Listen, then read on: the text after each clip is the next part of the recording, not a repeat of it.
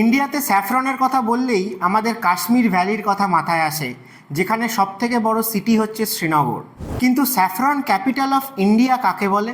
এই কাশ্মীর ভ্যালি রিজিয়নটা রয়েছে গ্রেটার হিমালয়া এবং পীর পাঞ্জাল রেঞ্জের মাঝে, যেখান দিয়ে ফ্লো করছে ঝিলাম রিভার।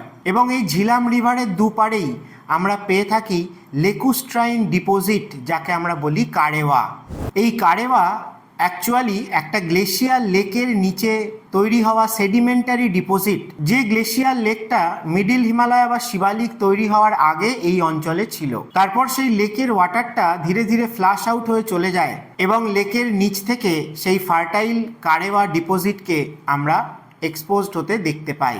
সেই গ্লেশিয়ার লেকটার বর্তমানে যেটুকু অবশিষ্ট আছে সেটাই হচ্ছে ইন্ডিয়ার largest natural fresh water lake, অর্থাৎ উলার লেক, যার মধ্যে দিয়ে ঝিলাম রিভার ফ্লো করছে এবং Tulbul hydro electric project Wular লেকে রয়েছে। এই ঝিলাম রিভারের পাশেই অবস্থিত প্যাম্পুর নামের একটি টাউনকে বলা হয় স্যাফরন ক্যাপিটাল অফ ইন্ডিয়া।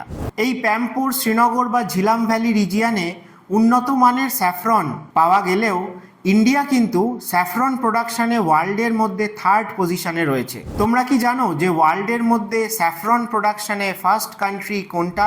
তাহলে অবশ্যই কমেন্ট করে জানিও।